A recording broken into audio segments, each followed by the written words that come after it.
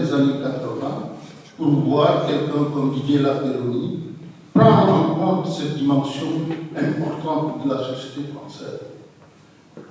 Et donc, c'est fort de tout cela que je me suis engagé dans ce travail sur la diaspora africaine. Et il faut dire aussi, avant d'aller au fond des choses, que même l'idée de diaspora africaine n'a pas été acceptée par le champ académique français. Le champ académique français a accepté l'idée qu'il y aurait une diaspora africaine que dans les années 90, c'est-à-dire hier. Mais c'est toujours discuté. Il y a des travaux très intéressants, comme des travaux de Simchi Ballon, d'autres travaux, etc., qui ont, alors qu'au Royaume-Uni, la notion de diaspora, notamment la diaspora caribéenne, c'était quelque chose de très intéressant. Il y a eu des travaux magnifiques. Mais venons-en à ce qui nous occupe aujourd'hui, c'est-à-dire la diaspora africaine en France. Moi, je me suis donc... j'ai emprunté à la sociologie américaine pour étudier cette diaspora africaine la notion de cycle migratoire.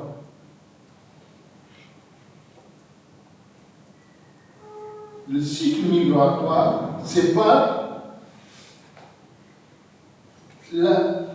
un ensemble ou des étapes successives, etc., de la présence des populations subsahariennes. C'est construit essentiellement autour de moments et des enjeux qui rendent compte des logiques qui sont en œuvre dans la société française. Ça, c'est différent. Et donc, moi, ce qui m'a beaucoup intéressé dans ce cycle migratoire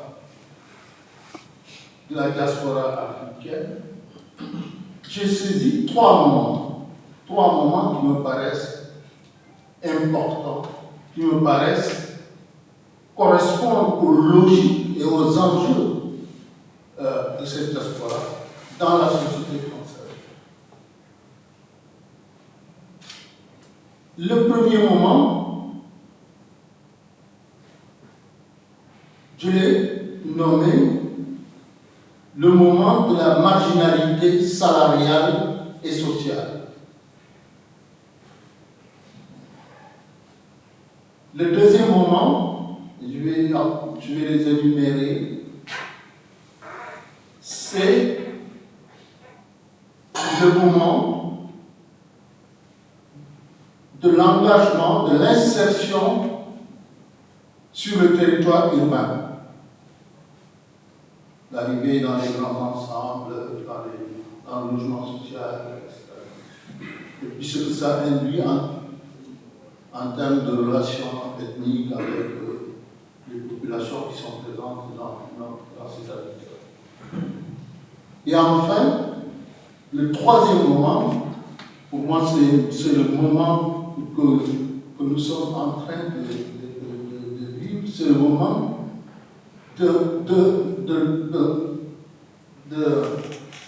d'interpellation, des interpellations portées par les nouvelles générations de parents subsahariens autour de la question de la citoyenneté.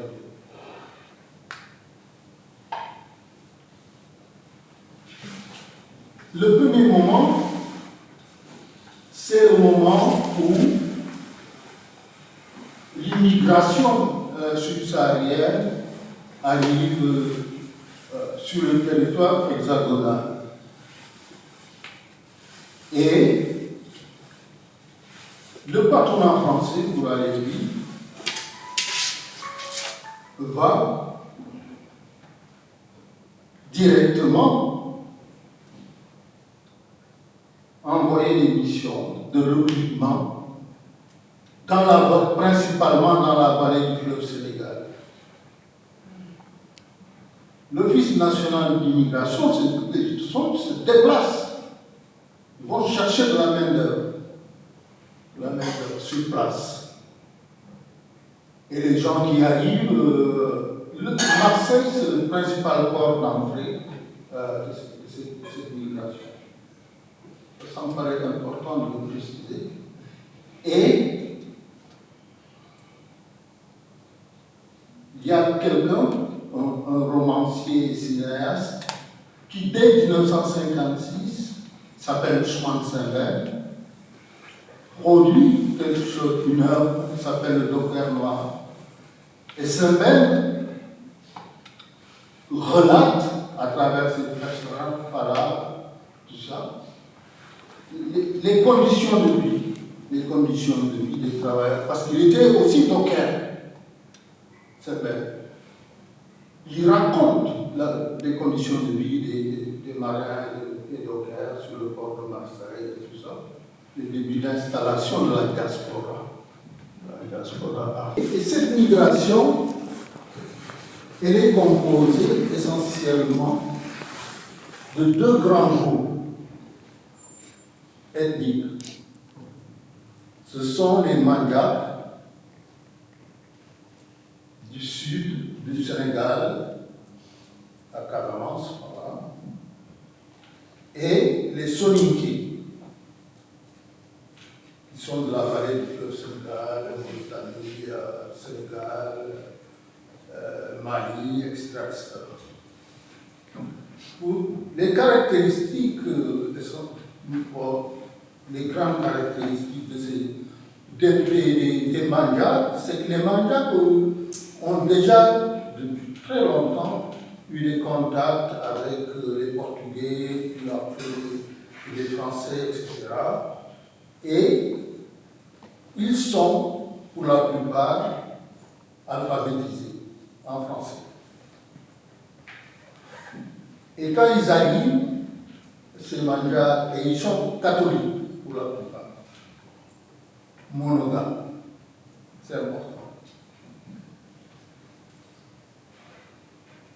Quand ils arrivent sur le territoire hexagonal, ils sont pris en charge par les paroisses catholiques qui facilitent leur insertion sur le territoire hexagonal, qui vont leur trouver des formations, etc. Ça me paraît important. Les Soninké, ils sont musulmans, polygames, la plupart. Analphabètes en français. Et ils vont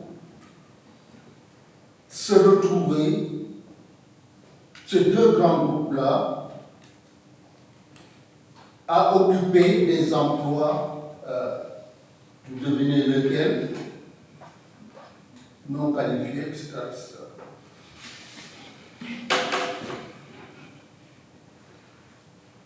Ça me paraît important. Mais des emplois salariés, des emplois ils ne connaissaient pas le salariat dans leur pays d'origine. Leur rapport salarial, c'est un nouveau rapport pour eux. Ça me paraît important de le noter. Parce qu'ils étaient pour la plupart des paysans, des pêcheurs, des pasteurs, etc. Et ils vont se retrouver, surtout les Soninké, dans un habitat que le sociologue Abdel Malek Sayed appelle un logement provisoire pour des travailleurs provisoires. Ça veut dire quoi? Ça veut dire que le projet initial de ces gens-là, qu'ils soient Mandjak ou Soninké, c'était de venir travailler, épargner et rentrer chez eux. C'était ça le projet initial. les autorités françaises et les autorités politiques africaines et les immigrés eux-mêmes étaient partagés ce même. C'est-à-dire que l'histoire de s'installer définitivement dans la société française n'était pas l'enjeu fondamental pour ces gens-là. C'était de venir, travailler, épargner. Et il y a une enquête de l'OCDE qui a été faite par Sir Gagne et Julien Condé sur le séjour des travailleurs immigrés. C'est entre 5 et 10 ans. C'était ça. Après, les gens ils se cassaient, ils allaient chez eux et tout ça. Mais ils retournaient chez eux et pas avec le même statut. Ils changeaient de statut. Ils étaient partis paysans ou pasteurs, ils reviennent, ils vont acheter plein de bétail, ils vont ouvrir un commerce, ils vont connaître ce que les sociologues appellent une mobilité sociale ascendante. C'est ça la question. C'est ça la clé. Et le logement qu'ils occupent, il est dans le marché de l'insalubre. C'est dans les taudis, c'est dans les foyers, dans les cités de transit, etc. C'est-à-dire un logement provisoire, où il y a une proximité, etc. Et certains sociologues sont saisis de ça pour dire que, ma foi, les travailleurs immigrés, ils habitaient dans les ghettos et tout ça. C'est pas ça le ghetto. Le ghetto, c'est autre chose. C'est autre chose. C'est autre chose. Mais ce qui est extrêmement intéressant, c'est que ces populations-là vont trouver des modes d'adaptation au nouvel environnement, à leur nouvel environnement. Mais c'est quoi ces formes d'adaptation? C'est-à-dire qu'ils vont reconstruire sur le territoire hexagonal des réseaux de sociabilité qui leur sont propres. Ça, c'est très important. C'est-à-dire que voilà des gens qui sont inventifs, qui vont inventer de nouveaux modes de sociabilité à travers les repas collectifs, à travers le repas collectif. Certes, c'est pour économiser, parce qu'on va aller acheter 10 kilos de riz, je ne sais pas quoi, faire la cuisine collective et tout ça, mais c'est pour épargner. Mais c'est aussi un espace où se discutent les possibilités d'embauche, etc., etc. C'est aussi un espace où se règlent les liens avec les sociétés d'origine, avec le village d'origine. Et on a appelé à un certain moment les foyers des villages bis. Parce que dans les foyers, Sundiata, etc., on retrouve le forgeron, le griot, etc., etc. C'est les villages bis. C'est des segments de villages qui sont dans la migration. Ça me paraît important de le noter. Et ces modes d'adaptation, ces réseaux de sociabilité permettent d'atténuer le choc de la transplantation. Ça me paraît très très important. C'est-à-dire qu'on n'est pas seul, on est toujours entouré. On n'est pas tout seul. Et ça, c'est très important pour supporter, parce que ce moment, c'est un moment caractérisé par la privation de tout. C'est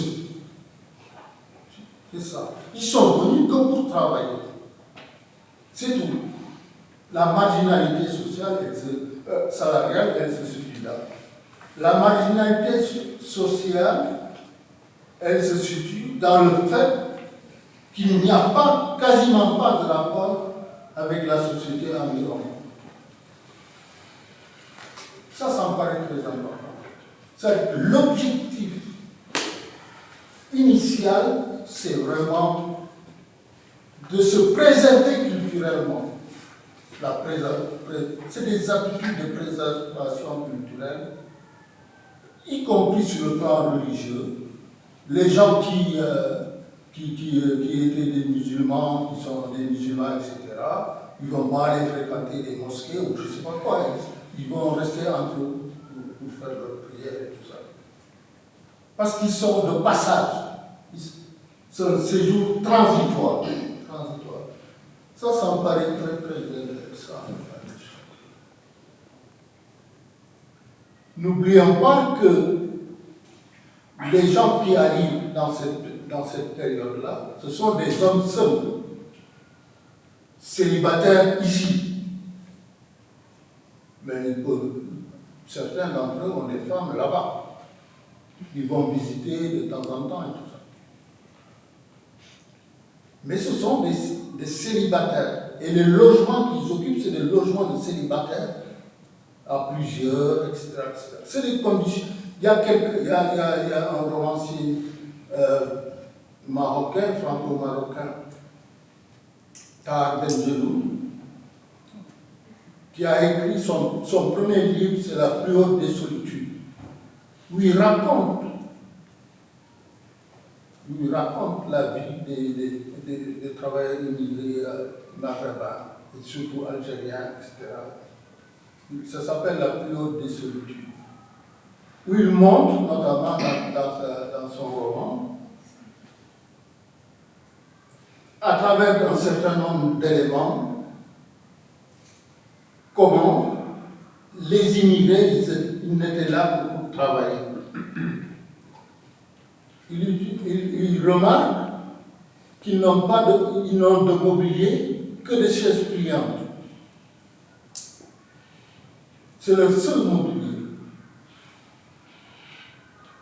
Et c'est facile à transporter pour eux. Parce que aller là où il y a du boulot. Ils ne sont pas liés à travers le mobilier par quelque chose qui est durable, par un séjour durable, etc. Ça me paraît très important. On le verra un peu plus tard. Et c'est ça qui me... Mais pour autant, même s'ils sont entre eux, même s'ils sont là, des sociologues marxistes ont parlé de cette immigration comme étant une sous-classe, une classe, un sous-prolétariat, etc., qui brise les grèves, qui est aux mains du patronat, etc. Il n'empêche que ce sont aussi des acteurs. Ce sont des acteurs sociaux. Parce que ces gens-là ont su se mobiliser dès 1972 pour faire une immense grève de loyer. Ça, c'est très important. Ils se sont aussi organisés à travers une association qui s'appelle l'Union Générale des Travailleurs Sénégalais, avec Sali Longo, que Manuel Gas a coordonné tout ça. Et ça, c'est très important. C'est-à-dire que même s'ils sont là pour travailler, épargner, etc., ils ont construit des instruments pour se défendre. Comme on le verra un peu plus tard avec les associations, etc., l'Union Générale des Travailleurs. Et ils sont en conflit avec les autorités africaines qui veulent contrôler, etc. On ne rentre pas dans les détails. Et donc, en 1974, les choses commencent à basculer. 1974, c'est la crise économique en France, le pétrole à l'époque, on disait, certains disaient, la France n'a pas de pétrole, mais elle a des idées. Et c'est aussi l'histoire du chômage. D'accord? Le chômage. On commence à dire que les immigrés, etc., ils viennent voler le pain des Français, etc., tout ça. Voilà. Et donc, se met en place des politiques de retour dans le pays d'origine avec Giscard, Stoleru, etc., etc. Ils ont même offert 10 000 francs de l'époque pour le retour. Il y a un film qui s'appelle d'ailleurs Prends 10 000 balles et casse-toi. Oui. Et donc, mais face à cette nouvelle donne, certains travailleurs subsahariens vont, à travers le regroupement, parce que les possibilités d'aller venir et tout ça se sont rétrécies, les possibilités de réinsertion dans les pays d'origine se sont amenuisées et ils vont faire venir, à travers le regroupement familial, leurs femmes.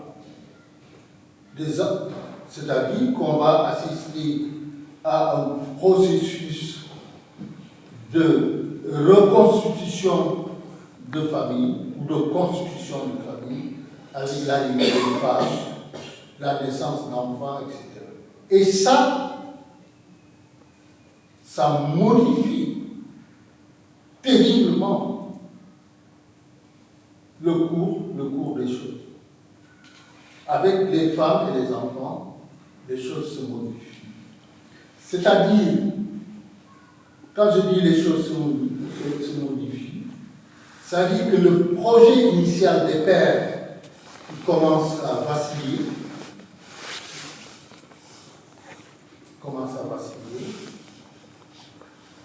les enfants qui naissent vont aller à l'école, les femmes vont développer des conduites d'autonomisation, etc., à travers le permis de conduire, à travers le boulot, elles vont trouver du boulot, des stages d'alphabétisation, etc. Tout un tas. Et on va mesurer progressivement la baisse du taux de fécondité des femmes subsahariennes. Ça, c'est les démographes qui ont fait ce travail-là et tout ça, qui se rapprochent terriblement du taux de fécondité des femmes françaises autochtones. Mais ce qui est aussi, et c'est le deuxième moment, c'est que les foyers, ce sont des sas, peuvent être considérés comme des sas. Les gens vont sortir progressivement des logements insalubres et ils vont progressivement se retrouver dans le parc social, type HLM, etc.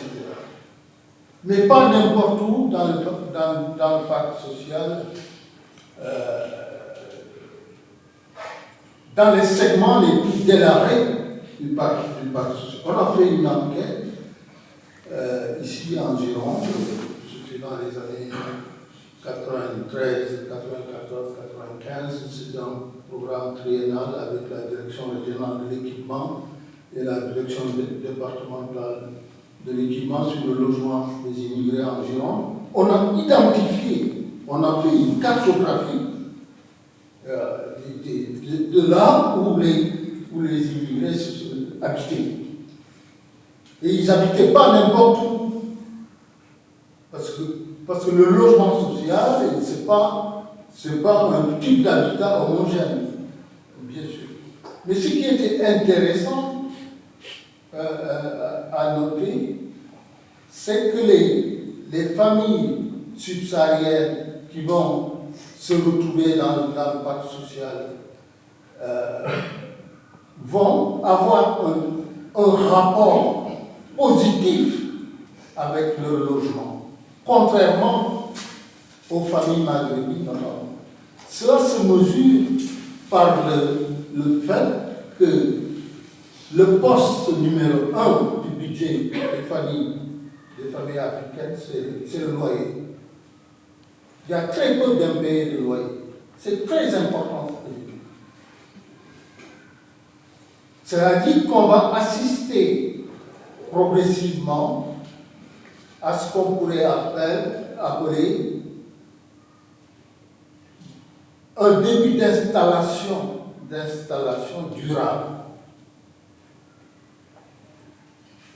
Ces familles vont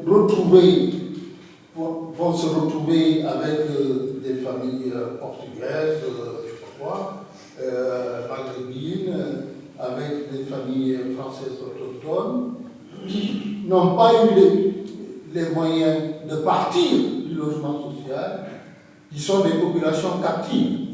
Parce que ceux qui ont eu les moyens de partir du logement social sont partis s'acheter des maisons, à l'époque c'était des maisons Phoenix, etc.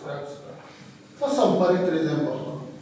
Et donc se pose la question de la cohabitation interethnique dans ce qu'on a appelé les grands ensembles, dans le logement social, type HLM classique, etc. Avec, et il y a une sociologue qui s'appelle Isabelle Leonetti, il fait un travail remarquable sur la cohabitation interethnique. Cela veut dire en clair que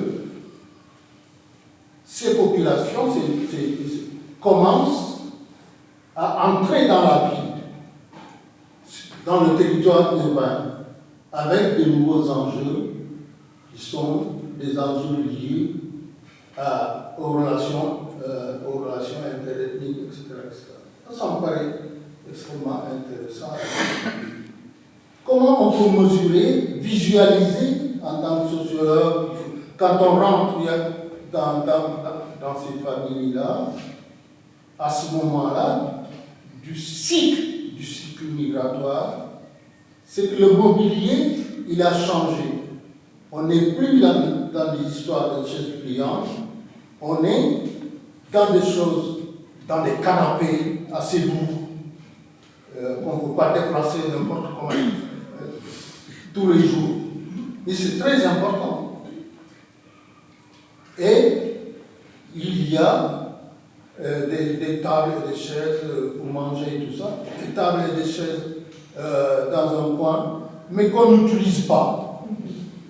Et on préfère manger à côté, sur une table basse, etc. Et à plusieurs. Et on l'utilise quand il y a des étrangers. Mais ça, c'est important. C'est très important. Il faut rentrer dans les familles, voir, observer, discuter, tout ça. Et ce qui me paraît aussi, c'est aussi la naissance d'associations de quartiers, d'associations des originaires du tel, de ceci, de cela et tout ça. Et ces réseaux de sociabilité vont produire des leaders qui vont avoir des relations avec les institutions, que ce soit ceux qui gèrent le logement, la mairie, etc. C'est-à-dire qu'il ce sont des espaces de production de leaders communautaires. Ça me paraît très, très important, qui vont avoir une influence en fonction des rapports de force, en fonction de ceci, cela, tout ça, avec les autorités, la représentativité, la légitimité. Cette légitimité que ces leaders vont avoir, c'est à la fois en direction des institutions locales, mais aussi en direction du pays. Parce que le lien, il est toujours là. Il est toujours présent, etc.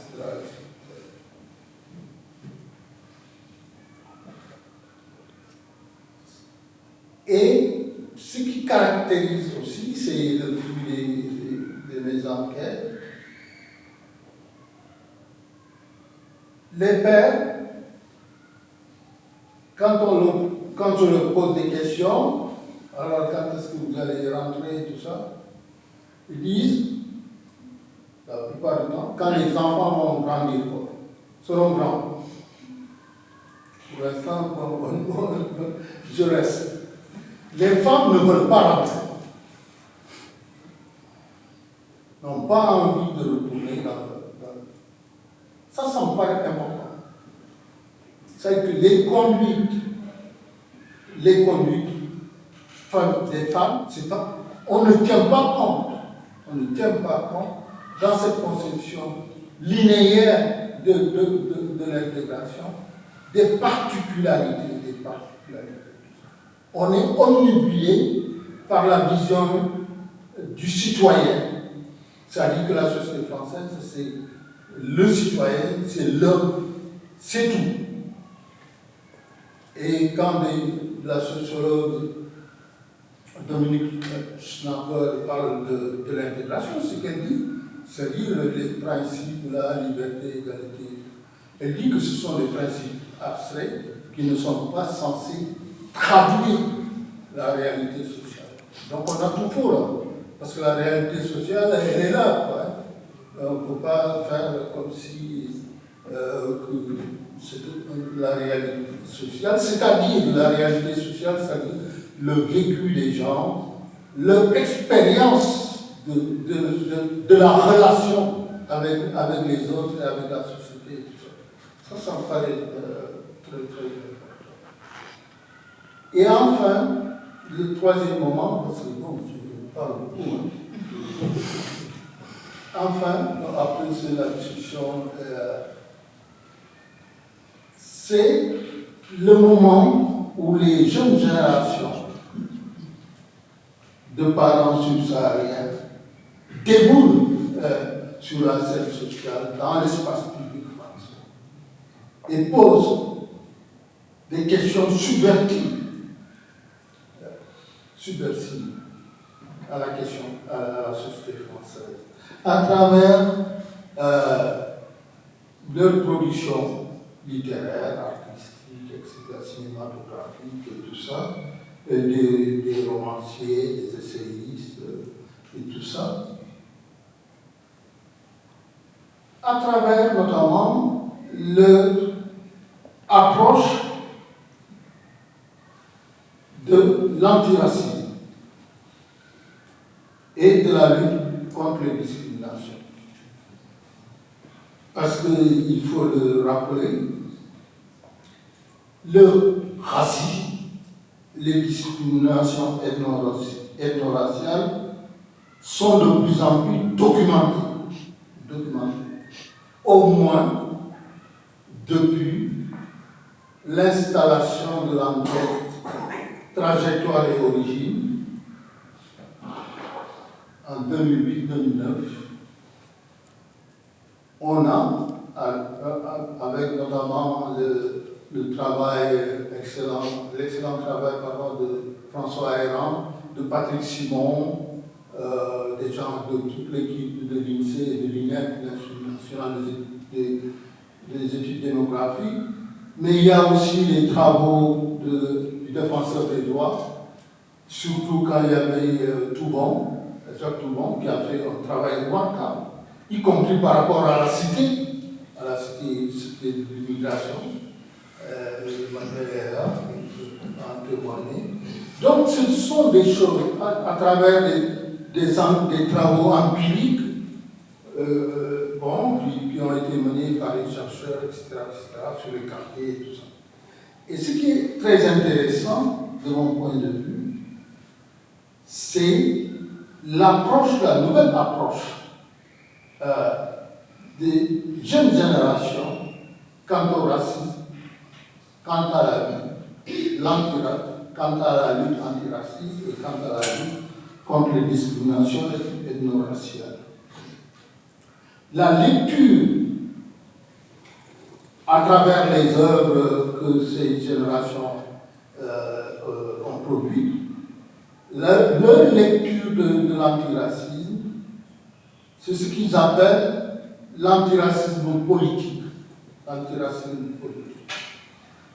Au sens où ils sont pas tant avec ce qu'ils appellent de façon assez terrible les antiracistes première manière, c'est-à-dire y compris des SOS racisme, la LICRA, le MOHAP, etc. C'est plutôt un antiracisme moral, pas politique. Alors que eux, leur lecture du racisme, c'est que c'est un racisme systémique, structurel, qui est produit consciemment ou inconsciemment par les institutions de la République. Et c'est ça qui est très intéressant. C'est-à-dire qu'on peut identifier là où ça se joue, ou là où ça se fabrique, les discriminations ethno-raciales, etc. Et c'est ça qui est une lecture. Mais bon, et cette génération, elle est attaquée. Elle est attaquée par les tenants de la laïcité, les tenants de l'universalisme républicain, etc., qui pensent que quand les jeunes générations critiquent l'universalisme républicain, ces générations-là, attendez, mais ils nous cassent les pieds, c'est ce qu'ils disent. Ils nous cassent les pieds. Ils passent leur temps à se plaindre, ils passent leur temps à exagérer leurs conditions, etc. Ils doivent être fiers de la France, etc. Comme s'il y avait une question de fierté d'être français, de vivre en France, tout ça. Mais ce que ces jeunes générations posent fondamentalement, c'est la question de la citoyenneté, de la nouvelle citoyenneté dans la société française. Ce que les Britanniques appellent citizenship, qui est une citoyenneté plus ouverte à la diversité, mais on n'a jamais vu et on n'a jamais entendu en France des minorités, notamment la minorité noire, revendiquer des droits spécifiques. Personne n'a revendiqué ici des droits spécifiques. C'est pas vrai. C'est pas vrai. Mais les nouvelles générations ont identifié des choses, notamment les discriminations, pour lesquelles il est nécessaire de mener un combat et tout ça. Et ce qui est très intéressant, dans leur approche du racisme, ils disent, à la suite du travail de Didier Lafrenière, que le racisme n'est pas un virus. C'est pas un virus. C'est pas une maladie qu'on attrape là. C'est une construction sociale. Et le racisme n'est jamais la cause, il est toujours la conséquence des rapports sociaux. Ça me paraît important.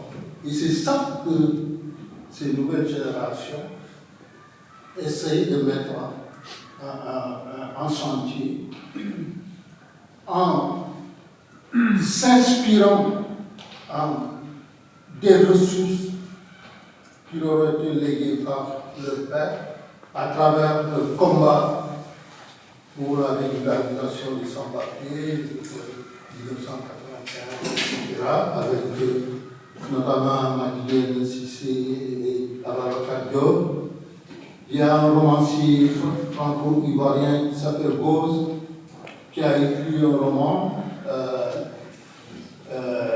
qui s'appelle La Porte, qui est un roman en hommage à l'action de Madeleine Cissé, qui est sorti l'année dernière chez Nouvelle Active.